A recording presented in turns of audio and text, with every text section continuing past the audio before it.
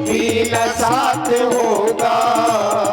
2 गज कफन का टुकड़ा तेरा लिबास होगा। 2 गज कफन का टुकड़ा तेरा लिबास होगा। हरि बोल।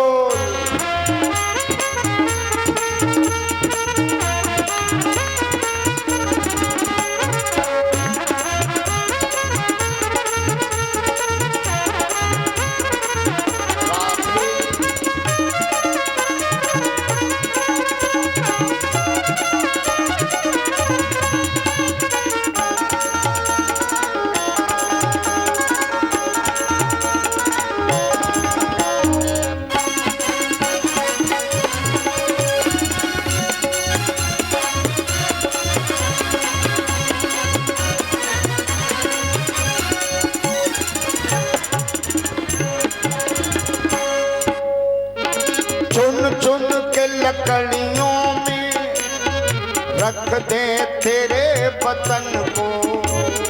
चुन चुन के लकड़ियों में रख दे तेरे बदन को। चुन चुन के लकड़ियों में रख दे तेरे वतन को। चुन चुन के लकड़ियों में रख दे तेरे बदन को। आकर के झट उठा ले महक तेरे कफन को।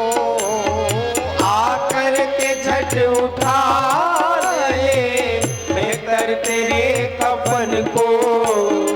आकर के झट उठा ले महतर तेरे कफन को। आकर के झट उठा ले बेहतर तेरे कफन को। दे देगा आग तुझे को बेटा जो पास होगा। दे देगा आग तुझे को बेटा जो खास होगा। 2 गज कफन का टुकड़ा तेरा लिबास होगा। 2 गज कफन का टुकड़ा तेरा लिबास होगा। जाएगा जाएगा जाएगा जाएगा जब यहाँ से कुछ भी न साथ होगा। जाएगा जब यहाँ से कुछ भी न साथ होगा।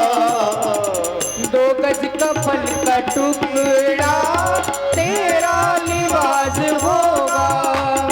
2 गज कफन का टुकड़ा तेरा लिबास होगा।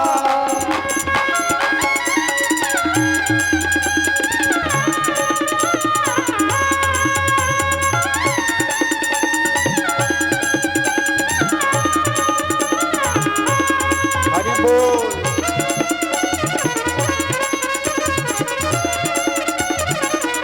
बोलिए माहेश्वरी मैया की ताली सेवा करते हुए।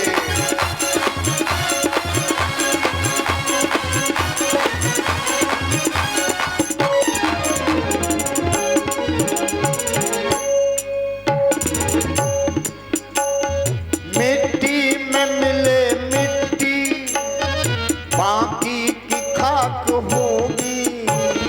मिट्टी में मिले मिट्टी बाकी भी खाक होगी।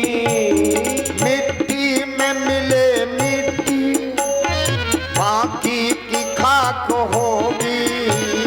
मिट्टी में मिले मिट्टी बाकी भी खाक होगी।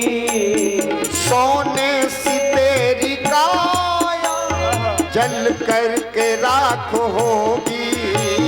सोने सी तेरी काया जल करके राख होगी। सोने सी तेरी काया जल करके राख होगी। सोने सी तेरी काया जल करके राख होगी। दुनिया को त्याग तेरा मरघट में बास होगा। दुनिया को त्याग तेरा मरघट पे वास होगा। दो गज कफन का टुकड़ा तेरा लिबास होगा। जाएगा जब यहाँ से जाएगा जब यहाँ से जाएगा जब यहाँ से कुछ भी न साथ होगा। दो गज कफन का टुकड़ा तेरा लिबास होगा। ओ दो गज कफन का टुकड़ा तेरा लिबास होगा। दो गज कफन का टुकड़ा तेरा लिबास होगा। दो गज कफन का टुकड़ा तेरा लिबास होगा। प्रेम से बोलिए सच्चिदानंद भगवान की जय। देखो भाई, श्रोता तो बहुत उपस्थित हैं, लेकिन दूरी बहुत ज्यादा है और सामने तो कोई बैठा ही नहीं है, हैं? एक किनारे की ओर है, और अगर सामने हो श्रोता और वक्ता के मध्य तीन काम होते हैं, कहीं सुनई अनुमोदन करही। कथा कही जाए और कथा सुनी जाए, और बीच बीच में अनुमोदन भी जब होता है तो कथा का रस परिपाक होता है। बहुत सुंदर समाज है। एक बार आप सबका पुनः स्वागत है, धन्यवाद। आइए, कैलाश पर्वत का वो सुरम्य वातावरण, जहां तीन प्रकार की वायु, शीतल, मंद और सुगंधित। आपने भवन बहुत देखे होंगे जो वातानुकूलित हैं, लेकिन भगवान शिव जहां रहते हैं वहां ग्रीष्म का कोई प्रभाव नहीं है। हमेशा शीतलता ही रहती है, हमेशा शीतलता।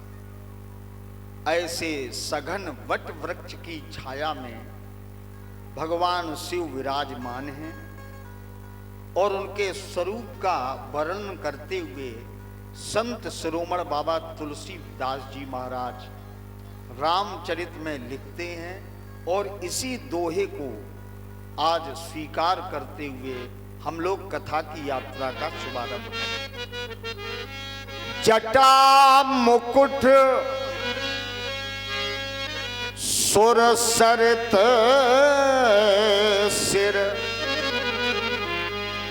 लोचन नलिन विशाल। जटाओं का मुकुट बांधे हुए हैं भगवान शिव।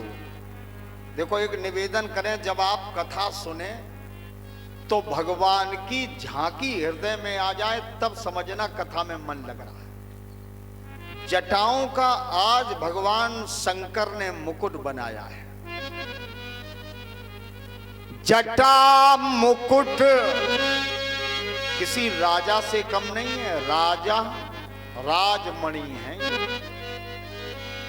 सुर सरित सिर, सुर माने देवता, सरित कहते हैं नदी को। देवताओं की नदी उनके सिर पर है।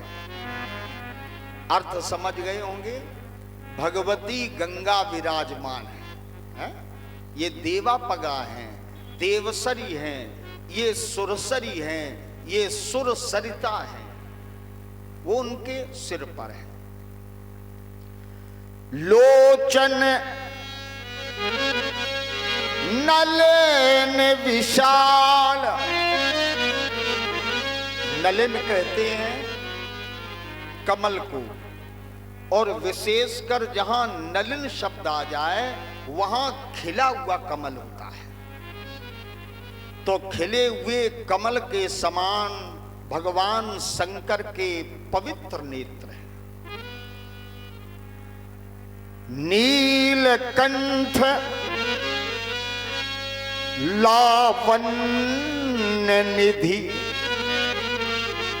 विष पिया है, समुद्र मंथन से निकला हुआ विष अपने कंठ में ही रोक लिया, इसलिए इनका एक नाम पड़ गया नीलकंठ। कंठ नीला है। और लावण्य निधि, निधि कहते हैं भंडार को, लावण्य माने सुंदरता, सुंदरता के भंडार हैं भगवान शिव। और बाल विदु, माथे पर बाल काल का चंद्रमा अर्थात द्वितीया का चंद्रमा विराजमान है और भाल मस्तक ऊंचा है। ऐसे भवानी पति भगवान शंकर कैलाश के उत्तुंग श्रृंग पर विराजमान है। बाबा तुलसी वर्णन करते हैं, पार्वती भल अवसर जानी, पार्वती भल अवसर जानी, पार्वती भल अवसर जानी, पार्वती भल अवसर जानी, गई शंभो पे मातु भवानी, गई शंभो बहे मातु भवानी, गई शंभो बहे मातु भवानी, गई जान प्रिया आदर अति कीन्हा, जान प्रिया आदर अति कीन्हा, जान प्रिया आदर अति कीन्हा, प्रिया आदर अति कीन्हा, वाम भाग आसन हरि दीन्हा, वाम भाग आसन हरि दीन्हा, वाम भाग आसन हरि दीन्हा। अम्बा पार्वती गई, भगवान शिव ने आदर किया। जो तात्विक अर्थ ले रहे हैं, विश्वास के निकट जब श्रद्धा बैठती है तब राम कथा का अमृत मिलता है। भगवान पर विश्वास नहीं और हृदय में श्रद्धा नहीं तो रामचरित का जो विशेष रस है वो श्रोता या वक्ता नहीं जान पाता। स्थूल अर्थ में भगवान शिव के पास पार्वती गई, सूक्ष्म अर्थ में विश्वास के निकट श्रद्धा भी होनी चाहिए। तो श्रद्धा बाईं ओर स्थान मिला, आसन दिया, आदर किया। और जब पति के मुख का रुख देखा, पति को अनुकूल देखा,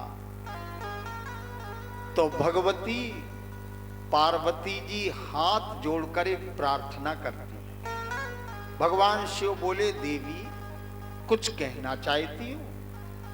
तो जगत अम्बा, हम सबकी माता पार्वती जी कहती हैं कि पूर्व जन्म से एक कथा मेरे स्वभाव पर बार बार प्रभाव डालती है।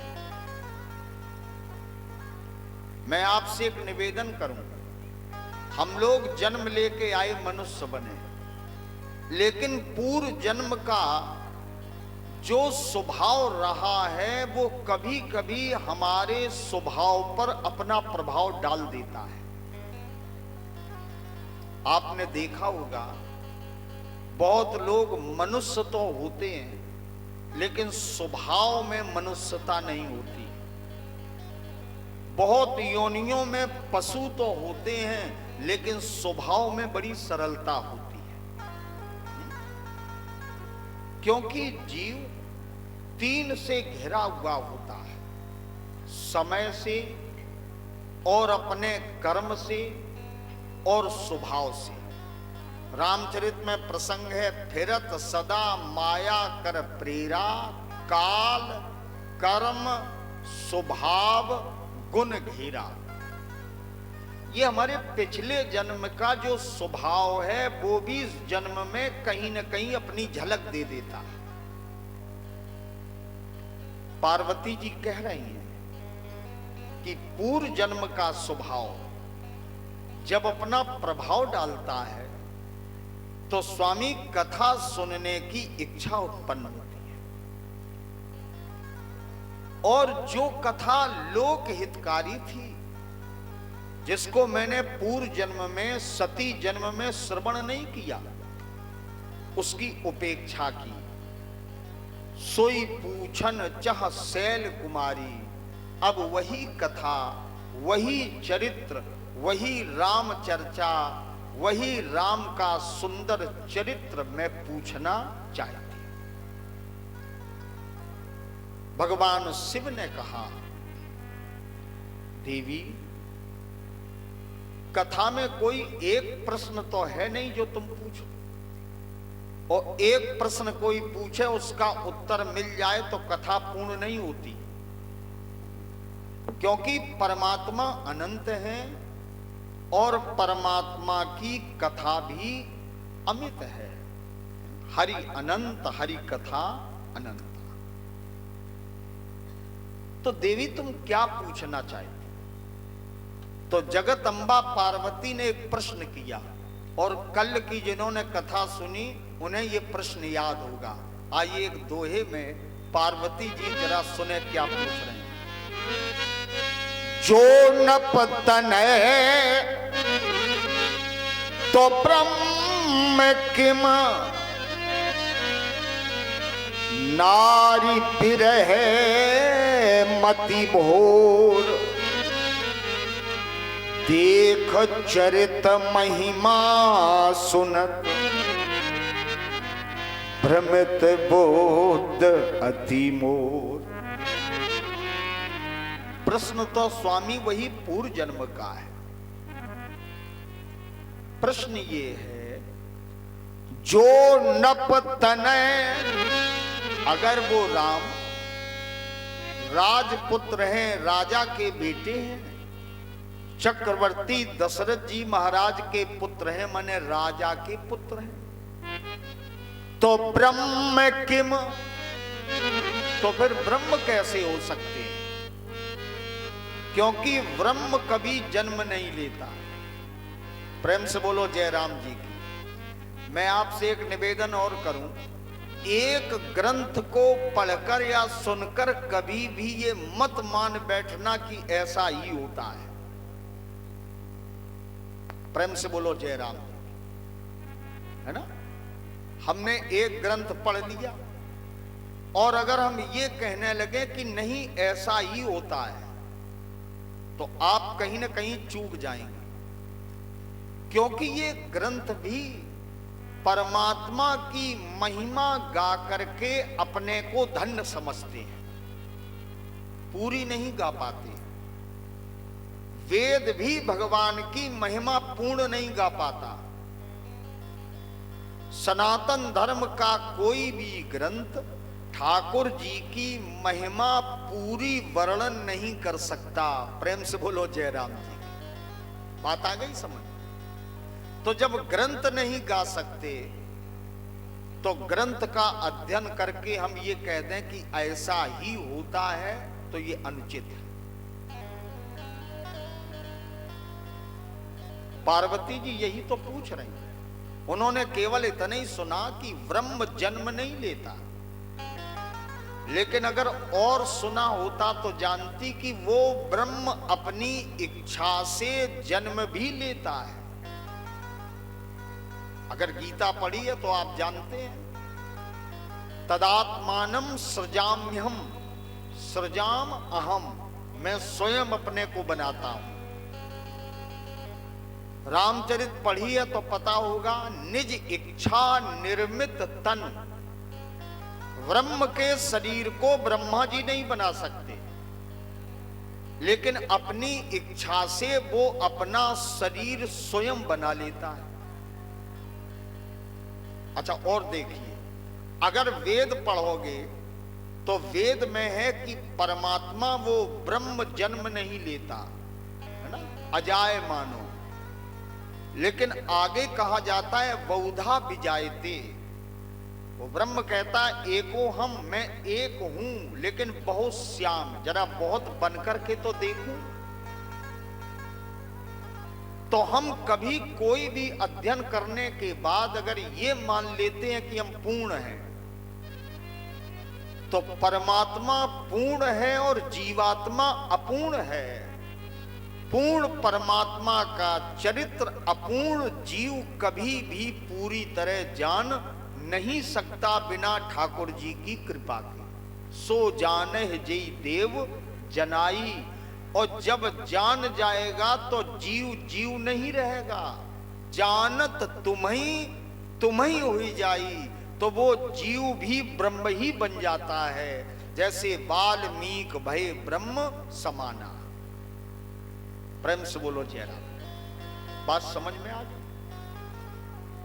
पार्वती जी कहती हैं कि अगर वो राजा का पुत्र है तो फिर ब्रह्म कैसे, और हम मान भी लें कि वो ब्रह्म भी है, तो नारी बिरह मति भोर, नार बिरह मति भोर, तो अपनी पत्नी के वियोग में क्या उसकी बुद्धि इतनी नष्ट हो गई कि वो नारी के पीछे रोता रोता दौड़ रहा है? लेकिन ठाकुर जी की महिमा अमित है और उनके चरित्र अनुपमेय हैं। हे स्वामी, अब तर्क नहीं है, अब जिज्ञासा है ना, अब सुनने की इच्छा है। इसलिए मुझे आप बताएं कि वो ब्रह्म क्या राजा का पुत्र या बालक बन सकता? जो निराकार है वो निराकार कैसे हुआ, ये हमें समझाइए। पार्वती जी अंत में कहती हैं कि मैंने वन में देखी उनकी प्रभुता, लेकिन भय के कारण मैंने स्वामी तुम्हें वो बात बताई नहीं और वहां मैं असत्य बोल गई, लेकिन उसका फल हमें मिला।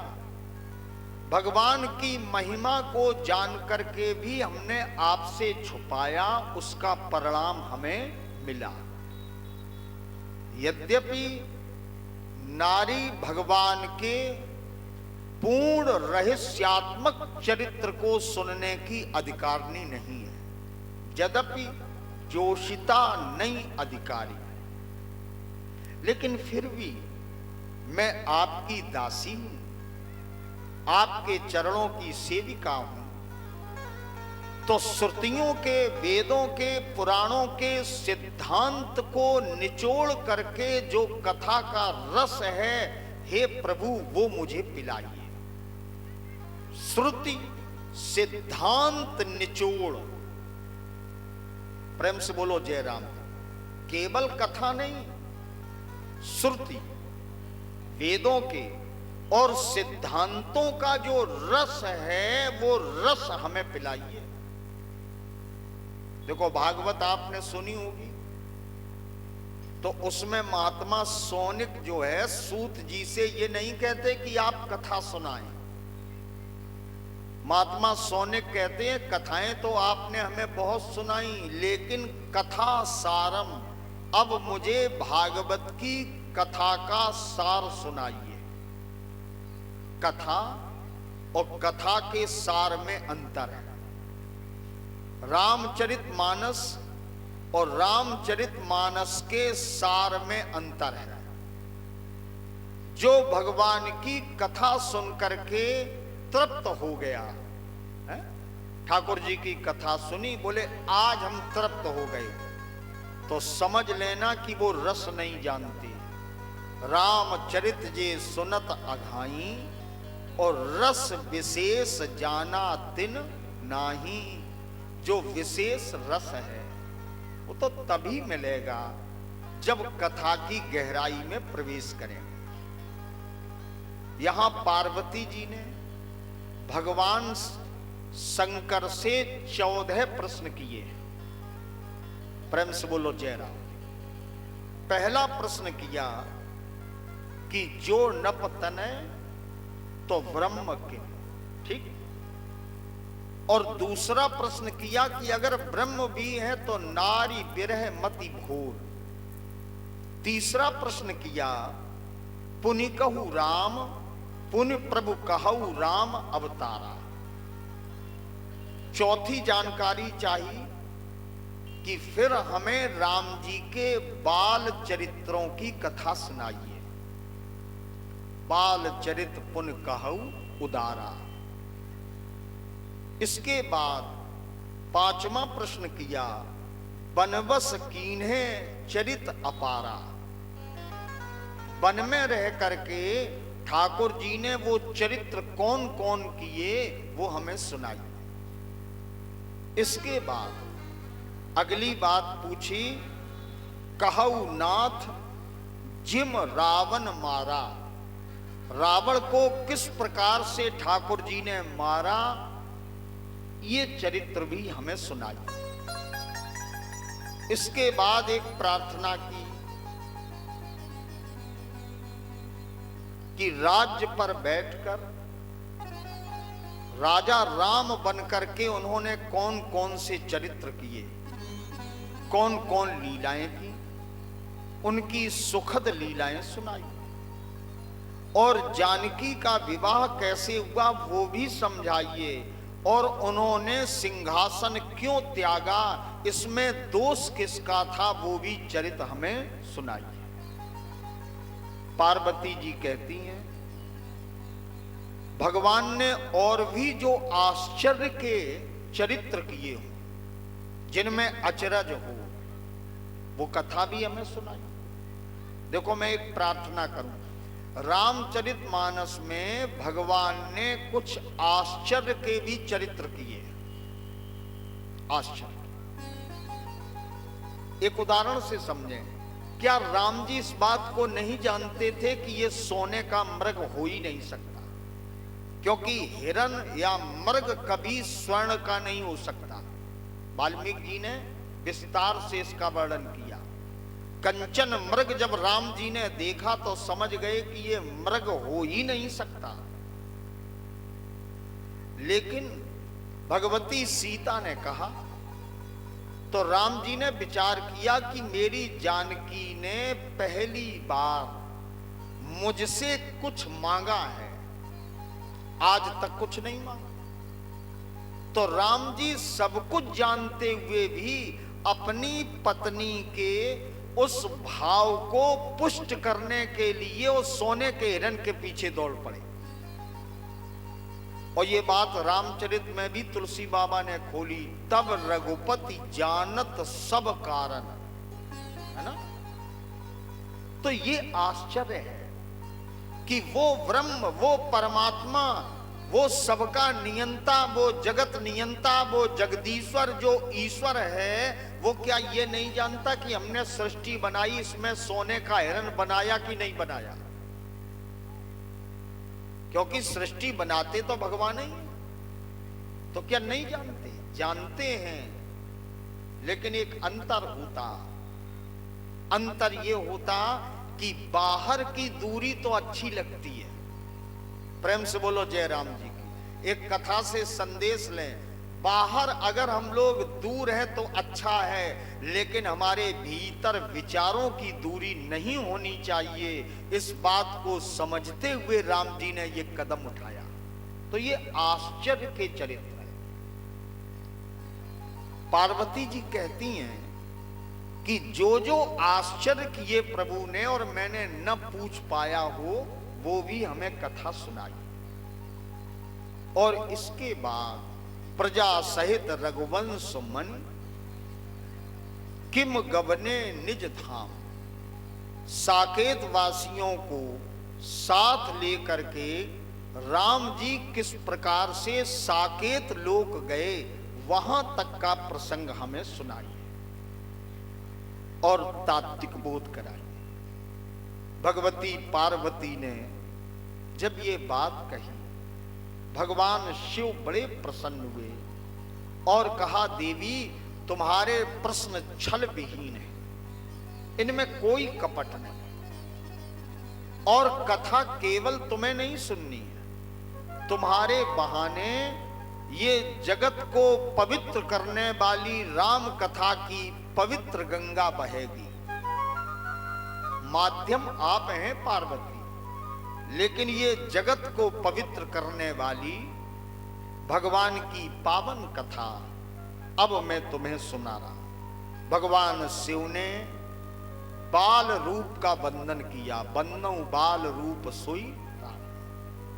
बाल भगवान का नमन किया और स्मरण किया। यहां विशेष बात यह है कि जैसे ही राम जी का स्मरण किया तो रामचरित्र पूरा का पूरा भगवान शंकर के हृदय में आ गया।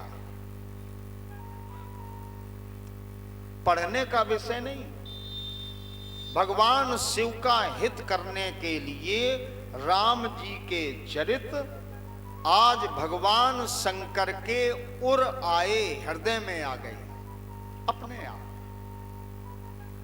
और जैसे ही आए तब भगवान शिव कहते हैं वो नेत्र सुफल हैं जो संत का दर्शन करते हैं, और जिन नयनों ने संत का दर्शन नहीं किया उस नेत्र को मोर का पंखा समझ लीजिए। जो सिर भगवान की प्रतिमाओं को देख करके झुकता नहीं है, वो सिर नहीं है, उसको तो कड़वी तूमी का फल समझ लीजिए। जो अपने गुरुजनों के चरणों में, भगवान के चरणों में, अपने से बड़ों के चरणों में झुकता नहीं है, वो सिर कड़वी तूमी है, तुम्बार है। और जिनके हृदय में परमात्मा राम की भक्ति नहीं, ठाकुर जी की भक्ति नहीं, वो हृदय नहीं, वो पत्थर है। और वो तो मरे हुए के समान जीते हैं। ऐसा कहते कहते आज कथा का क्रम प्रारंभ किया। यहां रामचरितमानस में रामचरित की कथा को कामधेनु बताया गया। कामधेनु, जैसे कामधेन इच्छित फल देती है, वैसे ही राम कथा जो भाव से सुनते हैं, पवित्र मन से गुनते हैं, उनके मनोवांछित फलों की प्राप्ति होती है, उन्हें लाभ होता है। भगवान शिव कहते हैं, पार्वती पहला तुम्हारा प्रश्न है कि वो परमात्मा, वो ब्रह्म राजपुत्र कैसे बना, और बड़ा संदेह होता है इस विषय पे। हम आप भी करते हैं कि निराकार है कि साकार है। तो आइए, सबसे पहले भगवान शिव ने इस समस्या का समाधान किया। रामचरितमानस में बाबा तुलसी लिखते हैं, सगुनई अगुनई नहीं कछु भेदा, सगुनई अगुनई नहीं कछु भेदा, गावहि मुनि पुराण बुध वेदा, गावहि मुनि पुराण बुध वेदा, अगुण अरूप अलख अज जोई, अरुण अरूप अलख जग जोई, भगत प्रेम बस सगुन सोहोई, भगत प्रेम बस सगुन की होई, जो गुण रहित सगुन सोई कैसे, जो गुण रहित सगुन गुण कैसे, जो गुण रही सगुन सोई कैसे,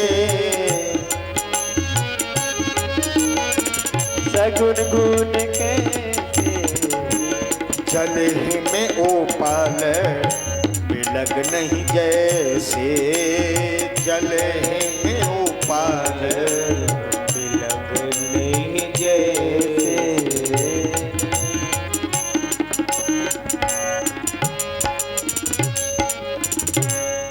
पार्वती निराकार और साकार में कोई भेद नहीं। मुनि पुराण शास्त्र सब गाते हैं। प्रेम से बोलो जयराम। देखिए निराकार और साकार इनमें कोई भेद क्यों नहीं, केवल एक अंतर है और एक वाक्य में समझें, ये वेदांत का विषय है। जिस समय वो परमात्मा प्रकृति का आश्रय लेकर के किसी भी प्रकार की कोई क्रिया नहीं करता तो निराकार है, और जब योग माया का आश्रय लेके वो कोई भी क्रिया करता है तो वो साकार है। हा? क्रिया रहित निराकार और क्रिया सहित साकार। निराकार में उसकी योग माया भी उसी में प्रतिष्ठित होती है,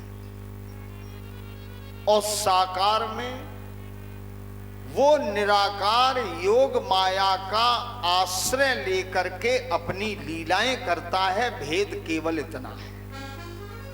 प्रेम से बोलो जयराम। अच्छा, और एक अर्थ समझे। जैसे एक का अंक है, एक का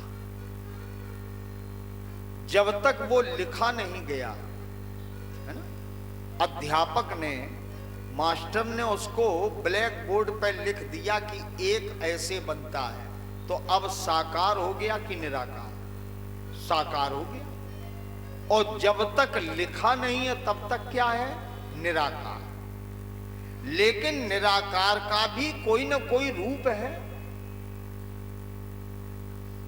लेकिन वो रूप इतना व्याप्त है कि रिक्त स्थान से कभी उसको देखा नहीं जा सकता, क्योंकि रिक्तता तो निराकार में कहीं है ही नहीं। प्रेम से बोलो जयराम जी। है? अगर इससे भी बात न बने तो एक उदाहरण और आपको। मान लीजिए खेत में हमने गेहूं बो दिया और कोई जान नहीं पाया, और गेहूं वो पैदा हुआ, उसमें फिर बाली आ गई और उसमें दाने भी पड़ गए, तो उससे क्या निकलेगा? गेहूं निकलेगा।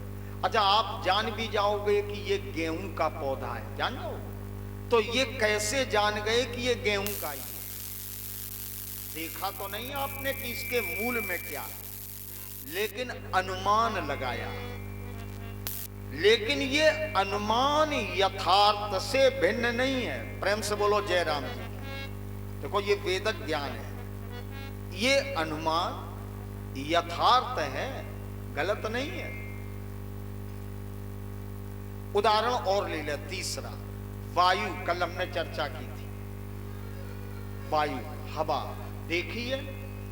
नहीं देखी। गाड़ी आती है तो उसमें हवा भरी है, ये अनुमान है कि सत्य है? क्यों महाराज, आप कथा सुने, थोड़ा हमारा आपका संवाद नहीं है, इसको बड़े भाव से लें। मान लीजिए गाड़ी के पहिए में क्या भरा है? हवा भरी है, ठीक? लेकिन क्या दिखाई पड़ी? और वो हवा जब निकल गई तब? और हवा सब जगह है तो आप क्यों नहीं भर सकते? क्योंकि उसके लिए विशेष यंत्र की आवश्यकता पड़ेगी, है ना? तभी तो भर सकते हैं। ठीक उसी प्रकार से वो निराकार, वो निरीह, वो एक, वो शब्दातीत, अक्षरातीत, द्वंदातीत, पुराणातीत, इतिहासातीत, ब्रह्मा पुरुष सब जगह व्याप्त है, लेकिन उसके लिए हमें प्रेम के, भक्ति के, समर्पण के यंत्र की आवश्यकता पड़ती है, तो हम उसका अनुभव कर लेते हैं। प्रेम से बोलो जय राम जी। अब मुझे लगता है कि अब इससे सरल और क्या किया जा सकता है। और अनुभव है कि वायु है। अच्छा, वायु जब ठंडी चलती है तो क्या वो ठंडापन दिखाई पड़ता? लेकिन अनुभव होता है। वैसे ही परमात्मा का, ईश्वरीय सत्ता का अनुभव होता है, और उस अनुभव को यथार्थ मान करके यदि हम प्रेम करें उनके किसी भी विग्रह से, किसी भी स्वरूप से, हम कह रहे हैं कि उनकी बनाई हुई प्रकृति से भी यदि हम प्रेम करने लगे तो प्रकृति का निर्माता परमात्मा हमें मिल जाएगा। आप प्रमाण चाहेंगे तो मैं आपको एक निवेदन पूर्वक प्रमाण दे रहा हूं। सीता जी जिस समय गई मंदिर में पूजा करने के लिए, तो एक सखी चली गई, वो पूजा करने नहीं गई। एक सखी सिय संग बिहाई, गई रही देखन फुलबाई, ते दो बंधु बिलो के जाई। सीता जी को दर्शन बाद में हुआ, सखी को पहले हुआ, क्योंकि उसको प्रकृति से प्रेम था। कहने का भाव, निराकार और साकार में कोई भेद नहीं। और यहां उदाहरण दिया, जैसे ओले में और जल में कोई भेद नहीं, जैसे बर्फ में और पानी में कोई भेद नहीं है। जो बर्फ है वो भी जब पिघलेगी तो क्या बनेगी? पानी बनेगी। वैसे ही जितने समय तक वो क्रिया करता है, वो लीलाएं करता है, वो चरित करता है, तब उसको कहते हैं साकार। और जब चरित नहीं करता तो कहते हैं उसको निराकार।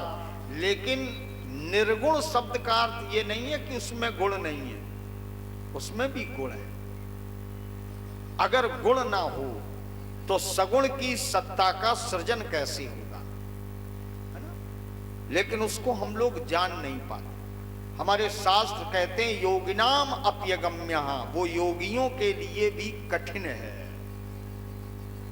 न उसको वाणी से जाना जा सकता है, न आंख देख सकती है, न कान सुन सकते हैं। ऐसा वो निराकार स्वरूप है। सूरदास जी लिखते हैं, सबविद अगम विचारे ताते सूर सगुन पद गावे। और हमारे तो सनातन धर्म की मान्यता ही इतनी अच्छी है कि हम 5 टुकड़ा लेते हैं। किसके? पड़ुआ के लेते हैं 5, और तत्काल उनको जो है गौरी मान लेते हैं और गणेश मान लेते हैं। केवल हमारी मान्यता हो। अब मान्यता न निराकार में बन पाई न साकार में बन पाई तो उत्तर सही नहीं मिलेगा। केवल हमारी मान्यता बन जाए। एक और तरीका देखो आपको समझाने के लिए निकाल दे। गणित जब पढ़ते थे तो अध्यापक लोग पढ़ाते थे, माना कि का बराबर 2 और खा बराबर 3 पढ़ाते थे, और पूरा सवाल लगाने के बाद उत्तर बिल्कुल सही मिल जाता था। अब 4 विद्यार्थी हैं, एक विद्यार्थी मान रहा है का बराबर 2 और दूसरा मान रहा है का बराबर 5, तो उत्तर क्या अलग अलग आएगा? उत्तर एक आएगा। चाहे का बराबर 2 मानिए, चाहे का बराबर 3 मानिए, चाहे का बराबर 5 मानिए, लेकिन जब प्रश्न हल कर लोगे तो उत्तर सबका एक आएगा।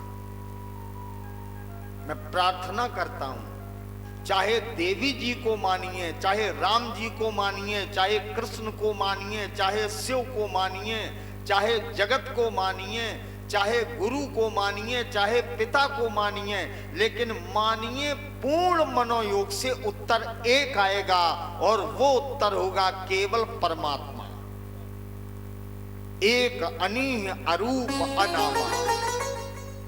क्योंकि वही तो कहता है एको हम बहुत श्याम, मैं एक होकर के भी बहुत हूं। खंभे को भगवान मानने वाले के सामने खंभे से नरसिंह भगवान प्रकट हो जाते हैं। कंकर में यदि शंकर की मान्यता हो जाए तो वो कंकर ही हमें शंकर की प्राप्ति करा देता है। प्रेम से बोलो जय राम। अब तो विषय नहीं रहा निराकार और साकार, इनमें कोई भेद नहीं। एक दोहा मैं आपको सुनाई दे रहा हूं, जरा श्रवण करें। पानी ही ते हिमें भया, हिम हुई रहा बिलाई, जो कछु था सोई भया, अब कछु कहा न जाए। पानी से बर्फ बनी, बर्फ से पानी, पानी से बर्फ, यही बनता रहता है और कुछ कह ही नहीं पाता। वैसे ही निराकार साकार, वेद पुराण शास्त्र जिसकी व्यंजना करते वही निराकार चक्रवर्ती दशरथ के यहां राम के रूप में अवतार लेकर के आया। ये बात भगवान शिव ने भगवती पार्वती को बताई, जिसके स्मरण से, जिसके चरित्र के सुनने से मंगल ही मंगल होता है। ऐसा वो अनादि परमात्मा चक्रवर्ती दशरथ के यहां राम के रूप में जन्म लेके आया। अब पार्वती जी ने एक बात और पूछ दी कि महाराज फिर जन्म लेके आया क्यों?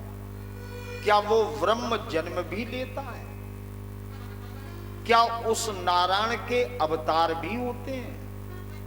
भगवान शिव कहते देवी अवतार होते हैं। क्यों होते हैं? तो रामचरितमानस में बड़ी सुंदर चौपाइयां आई। कारण क्या है? जब जब होए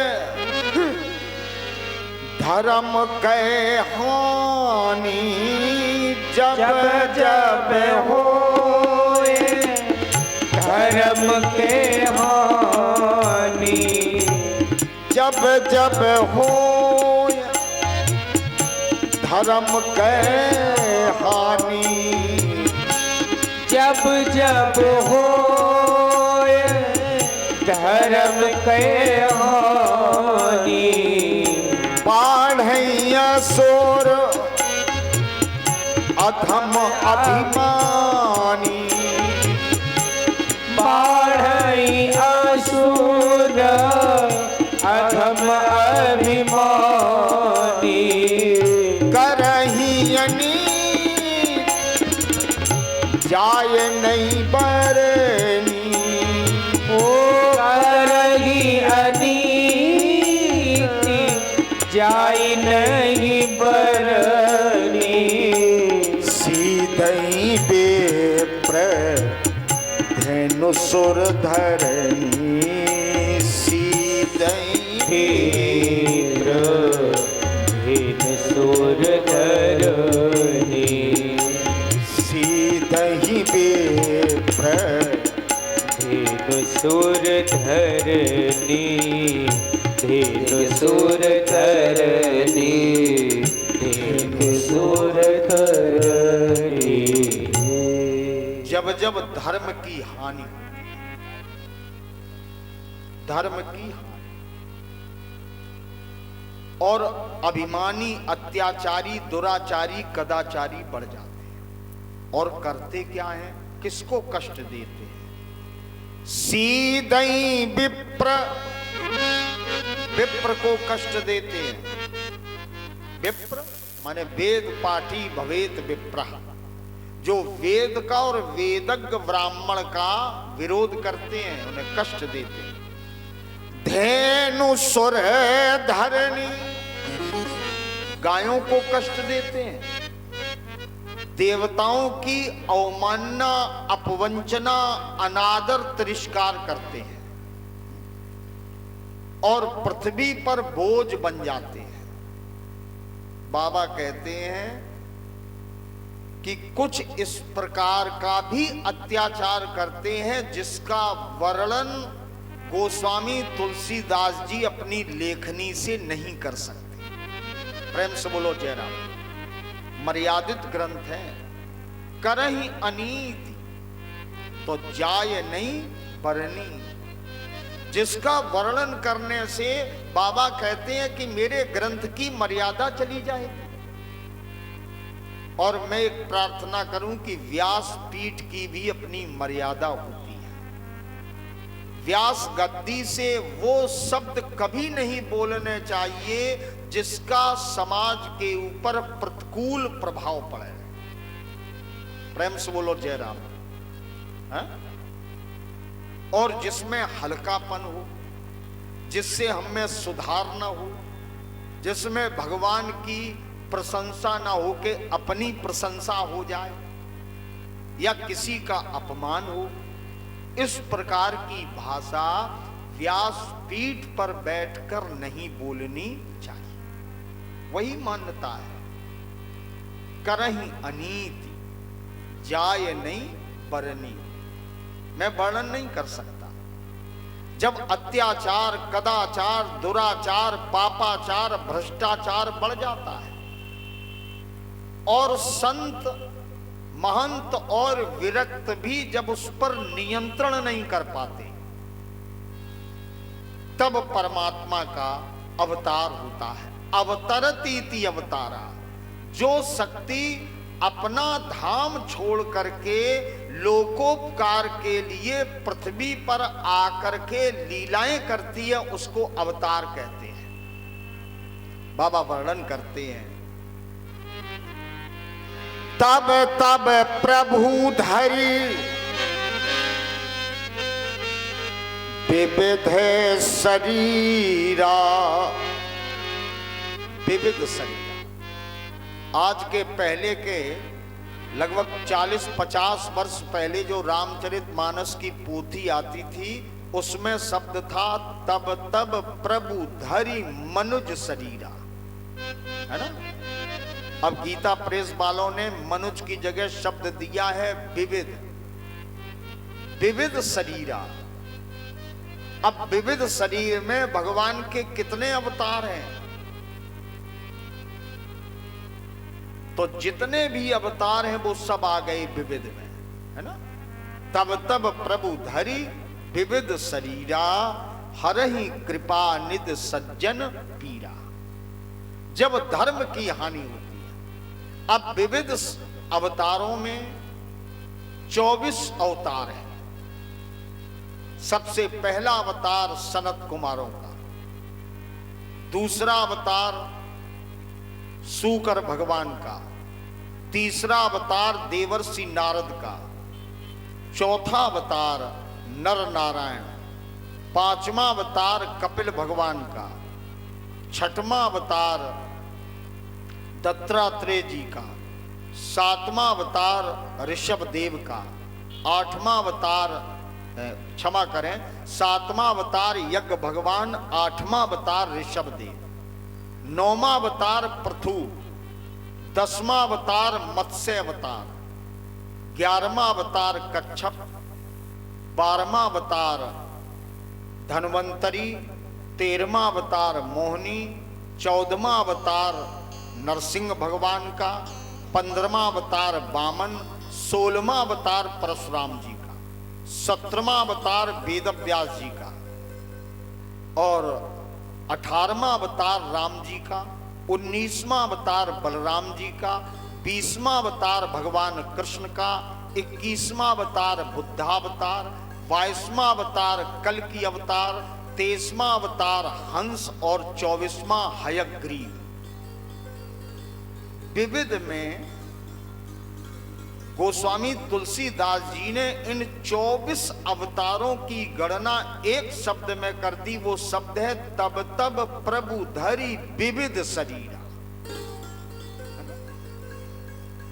जब जैसी आवश्यकता पड़ती है, अंशावतार, आवेशावतार। और अगर गहराई में चलोगे तो देवी भागवत में आपको सुनने को मिलेगा कि व्यास 28 प्रकार के हुए हैं। प्रेम से बोलो जय राम जी। यद्यपि हमारा प्रतिपाद्य विषय नहीं है, क्योंकि हमें तो यहां राम कथा सुनानी है। देवी भागवत में 28 प्रकार के व्यास हैं और ये 27वां कल्प चल रहा है। 27 व्यास अलग है और 28वें व्यास है वेद व्यास जी, जिनको कृष्ण द्वैपायन कहते हैं। जब 21वां कल्प होता है उस समय परशुराम जी व्यास के रूप में होते हैं। एक सूची है, एक अनुक्रमण का है। और जिन लोगों को विस्तार से ये रहस्य जानना हो उनको आज हमारे लक्ष्मी भाई बताएंगे चैनल का नाम। उसमें आप वो खोलिए, कथा पड़ी हुई है, उसमें से निकाल के और फिर सुनना आप ध्यान से। ये वेद व्यास जी हैं, इनको कृष्ण द्वैपायन कहते हैं, इनको वादरायण कहते हैं। और व्यास तो हर कल्प में हुए। जैसे व्यास हर कल्प में अलग अलग, वैसे ही हर कल्प में रावण उत्पन्न होता है और हर कल्प में राम जी का भी जन्म होता है। प्रेम से बोलो जय राम। कल्प कल्प प्रति प्रभु अवतरहि। अलग अलग कल्प में अलग अलग रावण और हर कल्प में राम जी का अवतार होता है। देखो एक बात ये गांठ बांध लेना, तब परमात्मा अनेक रूप धारण करता है। पार्वती जी बोली तो करते क्या है ठाकुर जी? वो निराकार नराकार बन के करते क्या है? तब एक दोहे में वर्णन किया, बड़ा प्यारा दुआ है। असुर मारी थापई सुरन राखई निज श्रुति से तो जग विस्तार ही विसद जग राम जन्म करही। असुरों को मारते हैं और देवताओं को स्थापित करते हैं, उनके अस्तित्व को बचाते हैं। धर्म रूपी सेतु की ठाकुर जी रक्षा करते हैं। अब सब भक्त एक मेरी प्रार्थना स्वीकार करें, भगवान जिनको मारते हैं, असुरों को मारते हैं, लेकिन निज धाम ही भेजते हैं। क्योंकि परमात्मा की कृपा दो प्रकार से मिलती है। एक को कहते हैं निग्रह, दूसरी को कहते हैं अनुग्रह, है ना।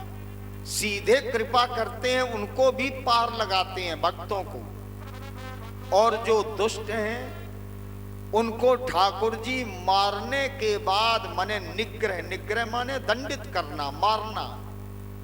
मारते तो हैं लेकिन तार देते हैं, क्योंकि अगर मारने के बाद भगवान उनको भवसागर से पार न करें तो परमात्मा के यश में कालिमा लग जाएगी। इसलिए जो भी शरण में जैसा भी आता है उसको ठाकुर जी भवसागर से पार कर देते हैं। राखई प्रभु सुत सी, धर्म रूपी सेतु की स्थापना करते हैं। पार्वती यही राम जन्म के हेतु माने उद्देश्य है। अब कथा आगे बढ़ाई और वर्णन किया बाबा तुलसी ने।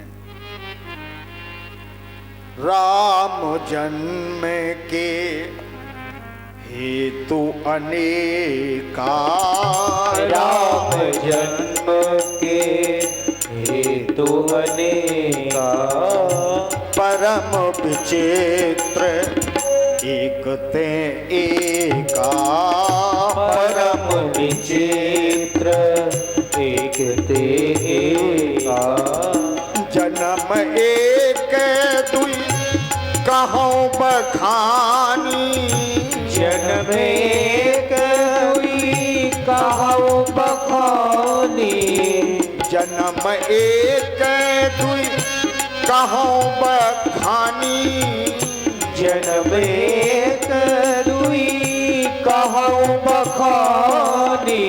सावधान सुन सुमत सयानी, सावधान सुन सुमति सयानी, सावधान सुन सुमति सयानी, सावधान सुन सुमति सयानी। राम जन्म के हेतु माने कारण अनेक है और एक से एक विचित्र कारण है। पार्वती, हम तुम्हें एक दो कारण बता रहे हैं। पहला कारण बताया कि भगवान के दो पार्षद, एक का नाम जय और दूसरे का नाम विजय, द्वारपाल हर के प्रिय दो, जय और विजय जान सब को। ये भगवान के पार्षद थे जय और विजय। इन्होंने सनत कुमारों का मार्ग रोक लिया। सनत कुमारों ने शाप दे दिया कि तुमने मेरा रास्ता रोका, भगवान से मिलने नहीं दिया, इसलिए आसुरी योनिम प्राप्तुम, जाओ तुम आसुरी योनि में चले जाओ। तब यही दोनों पार्षद महात्मा कश्यप की पत्नी दिति के गर्भ में आई, दिति के, और दिति 100 वर्ष तक गर्भ धारण किए रही, क्योंकि कश्यप ने कहा कि तुम असमय में संतान प्राप्त करने की इच्छा से मेरे पास आए। कथा अगर विस्तार से सुनेंगे तो हमने पहले दिन एक प्रार्थना की थी कि रामचरितमानस की एक चौपाई में भी कभी कभी 2-2, 3-3 कथाएं भरी पड़ी हैं। समन्वयवादी काव्य है रामचरितमानस, पूरी की पूरी कथा, और एक ही चौपाई के चरण में बाबा तुलसी ने बांध रखी। हर के प्रिय द्वारपाल, वही जय और विजय, भगवान के पार्षद। सनत कुमारों का मार्ग रोका, सनत कुमारों ने शाप दिया, उसी समय वहां शाप दे रहे थे। और इधर कश्यप की पत्नी दिति सायंकाल अपने पति के पास आई और बोली मुझे संतान चाहिए। कश्यप ऋषि ने कहा, देवी, संध्या का समय संतान प्राप्त करने का समय नहीं होता, ये समय भगवत भजन का होता है, सत्संग का होता है। देवी, तुम वापस लौट जाओ। भगवान कश्यप ने अपनी पत्नी दिति को समझाया, ऐसा घोर तमा बेला, घोराणाम घोर दर्शनम। शास्त्र कहते ये बड़ी कठिन बेला है, इस समय अघोर भगवान भ्रमण करते हैं। प्रेम से बोलो जय राम जी की। अब जरा समझना, कौन भगवान? अघोर। भगवान शंकर का एक नाम है अघोर। भगवान शिव के 5 मुख हैं, एक मुख नहीं है। विकट बेस मुख पंच, 5 मुख हैं। अब 5 मुख कौन कौन है? सद्यो जाता, तत्पुरुषा, अघोर, पशुपति और पाताल मुखी। उज्जैन जो भक्त गए हैं वो ये जानते हैं कि वहां अघोर उपासना का एक स्थान है। तो अघोर, अघोर दक्षिण का मुख है। अघोर मुख की उपासना रावण ने की थी। प्रेम से बोलो जय राम। अघोर उपासना में मदिरा और रक्त भगवान शिव को प्रिय होता है। शुक्ल यजुर्वेद में अघोर उपासना के अलग अलग मंत्र भी हैं। प्रेम से बोलो जय राम, है ना। अब कोई सद्योजात मंत्र से अघोर उपासना कर दे तो पूजा भले ही करता रहे लेकिन फल नहीं मिलेगा। तभी तो उपासना पद्धति में भाव प्रधान होना चाहिए। कर्म से परमात्मा की प्राप्ति सहज नहीं है, लेकिन भाव से है। अच्छा, एक उदाहरण समझे। क्या भगवान को कोई जूठा खिलाएगा? कर्म कांड में भगवान को कोई जूठा नहीं खिलाएगा, लेकिन जहां भाव है वहां जूठा भी भक्त खिलाता है कि कहीं ठाकुर जी के मुख में खट्टा न चला जाए, है ना। प्रेम में नेम नहीं होता। ये अंतर है। ज्ञान और कर्म उपासना तीन है हमारे यहाँ वेदों के मार्ग। कर्म, ज्ञान और उपासना सबसे सहज और सरल है उपासना। भगवान से प्रेम करो, किसी भी तरह बने, जैसे बने वैसी करो, तो जीवन भवसागर से पार हो जाए। और ज्यादा मंत्रों के चक्कर में रहोगे तो हमने तो पढ़ा है कि विधहीन, है ना, विधहीन मंत्र, विधहीन कर्मकांड, ये यजमान को पतन की ओर ले जाता है। भाई मंत्र तो हमें याद है, लेकिन मंत्र बोलना कैसे चाहिए? हमारे यहां वैदिक नियम में मंत्र बोलने की भी अपनी पद्धति है कि उसका हम जटा पाठ कर रहे हैं कि घन पाठ कर रहे हैं कि बल्ली पाठ कर रहे हैं, उपांशु है कि वाचिक है कि मानसिक है कि अजपा है। थोड़ा कठिन है। प्रेम से बोलो जय राम जी। इसलिए छोड़िए इसको, इधर आओ प्रेम की तरफ। सुगम पंथ से परमात्मा प्राप्त होते हैं, सहज में मिलते हैं। शास्त्रों को जब पढ़ेंगे तो कई बार ऐसे यज्ञ हुए जिनका परिणाम विपरीत निकला। राजा अंग ने यज्ञ किया, पुत्र तो मिला, लेकिन इतना कुपुत्र मिला जिसका नाम बैन पड़ा, क्योंकि वो मंत्र ही इस प्रकार के थे। भगवान शिव अम्बा पार्वती से कहते हैं, देवी पार्वती, संध्या के समय दिति ने जिद की संतान प्राप्त करने की। महात्मा कश्यप ने दिति की इच्छा की पूर्ति की और कहा तुम्हें ऐसी संतानें मिलेंगी जो तीनों लोकों में आतंक मचा देंगी। दिति गर्भवती हुई, 100 वर्ष तक इसने पुत्रों को जन्म नहीं दिया। तब पति कश्यप ने आज्ञा दी और कहा कि तुम्हारे पुत्रों के कल्याण के लिए परमात्मा को अवतार लेकर आना पड़ेगा। तो भर्तुरादेशात्, पति की आज्ञा प्राप्त करके दिति ने 2 पुत्रों को जन्म दिया। एक का नाम हिरणाक्ष और दूसरे का नाम हिरण्यकश्यप। यही जय और विजय। एक को सूकर भगवान ने भवसागर से पार किया और एक को नरसिंह भगवान ने भवसागर से पार किया। लेकिन सनत कुमारों के शाप के कारण इन्हें मुक्ति नहीं मिली। वे ही रावण और कुंभकर्ण बने, है ना। कौन कौन बने? रावण और कुंभकर्ण। तो रावण और कुंभकर्ण जब बने तो एक कल्प में परमात्मा ने, उस निराकार ब्रह्म ने राम के रूप में जन्म लेकर के रावण और कुंभकर्ण का विनाश किया। पार्वती, एक कल्प में तो भगवान ने इसलिए अवतार लिया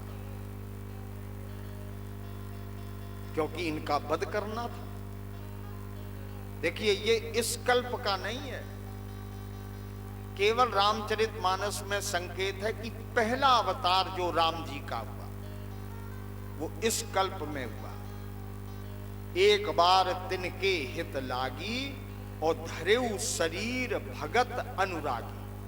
भगवान ने उनके लिए शरीर धारण किया।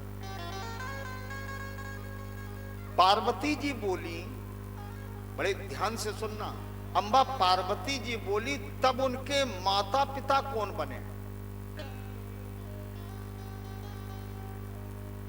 तो कहा कि कश्यप अदिति तहां पितु माता, दशरथ कौशल्या विख्याता।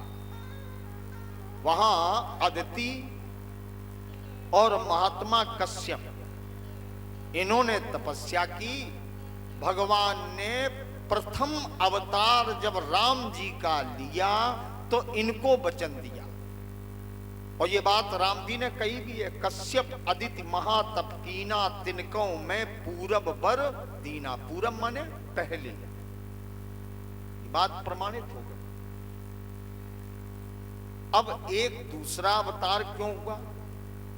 ये तो बने जय और विजय। अच्छा, एक बात हम लोग भी समझ लें भाई मुकेश जी, जब कभी रास्ता रोकेंगे तो याद रखना जय और विजय, इसका अर्थ है यश और कीर्ति। यश और कीर्ति के चक्कर में जो मनुष्य पड़ गया, समझ लो उसका मार्ग अवरुद्ध हो गया। ये दोनों साधक के लिए बाधक हैं।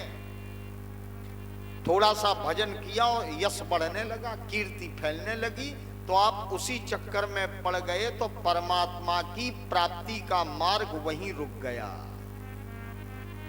ये साधक के लिए बाधक है। जय और विजय, यश कीर्ति, साधक को, साधु को इस चक्कर में नहीं आना चाहिए। तो एक कल्प में इसलिए रामावतार हुआ।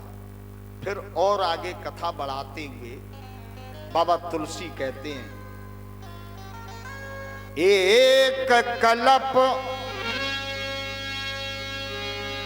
सुर देख दुखार, समर जलंधर सन सब हारे। समर जलंधर सन सब हार। एक कल्प में जालंधर ने इतना अत्याचार किया कि देवताओं को पराजित कर दिया। सब भयभीत हुए, और जब भयभीत हो गए तो जलंधर का वध नहीं हो रहा था, क्योंकि इसकी पत्नी पातिव्रत धर्म में सर्वश्रेष्ठ थी। सती वृंदा के तप के प्रभाव के कारण इसका वध नहीं हो रहा।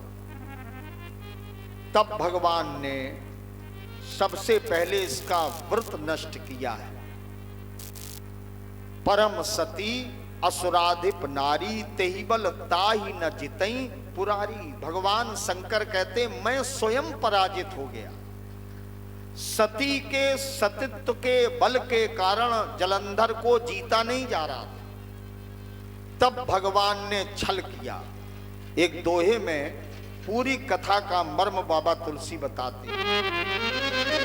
छल कर टार सुता सुब्रत, प्रभु सुर कारज कीन। जब ते ही जानू मरम, तब शाप कोप कर की। सती वृंदा का सतित्व भगवान ने नष्ट किया। परिणाम स्वरूप परमात्मा को शालिग्राम के रूप में बनना पड़ा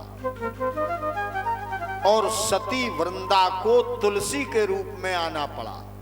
जहां शालिग्राम वहीं तुलसी, इनका महत्व बढ़ा। और जब भगवान ने, शंकर जी ने इसका वध किया जलंधर का, तो ये जलंधर रावण बना है जाकर के। रामचरित में बाबा तुलसी बाबा ने वर्णन किया और एक चौपाई में ये मर्म खोल दिया। तहा जलंधर रावण भयऊ रन हति राम परम पद दयऊ। जब भगवान शिव ने जलंधर का वध किया तो अगले जन्म में ये मरने के बाद रावण बना। और जब रावण बना तो इसके वध के लिए परमात्मा राम ने जन्म लिया और इसका वध किया और इसको परम पद प्रदान किया। पार्वती, एक कल्प में परमात्मा राम ने इसलिए भी जन्म लिया। एक जन्म और तुम्हें बता रहा। बोले देवर्षि नारद ने शाप दे दिया।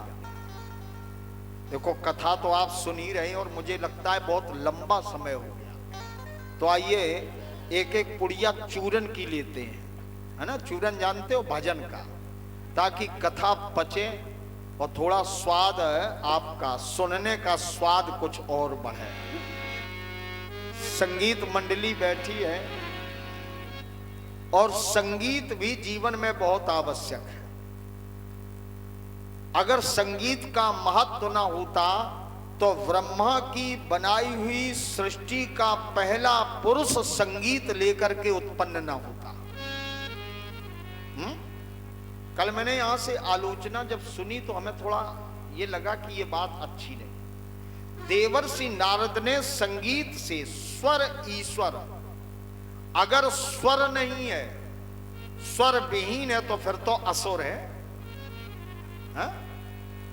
भाई अगर स्वर से सा हटा दो या आ लगा दो तो असुर है। तो स्वर और ईश्वर इनका बड़ा निकट का संबंध है। और जब स्वर में डूब कर कोई प्रार्थना करता है तो परमात्मा को नंगे पांव आना पड़ता है। हमारे यहां वेद है, वेद के 6 अंग हैं, शिक्षा, कल्प, व्याकरण, निरुक्ति, ज्योतिष और छंद। तो छंद क्या है? छंद स्वरबद्ध ही तो है। अनुष्टुप है, त्रुष्टुप है, गायत्री है, मालिनी है, जगती है, भोगलोक है, ये छंदों के प्रकार हैं। मात्रा कांता है, वंशस्थ है। तो ये छंद जो होते हैं ये संगीत बद्ध ही होते हैं।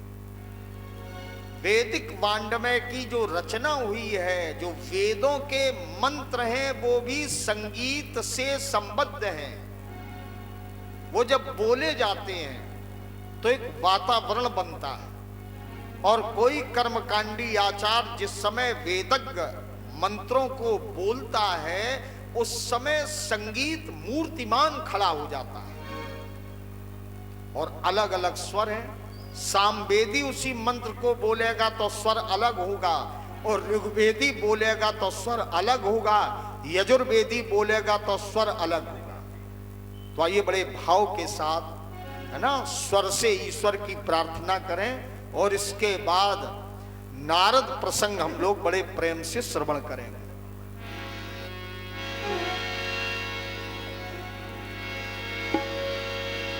एक तेरी प्यारी सूरत से बस हो ही गया है प्यार मुझे। खाई है जमाने की ठोकर एक तू ही मिला दिलदार मुझे। जय हो। मेरा आपकी कृपा से, मेरा आपकी कृपा से सब काम हो रहा है। आपकी कृपा से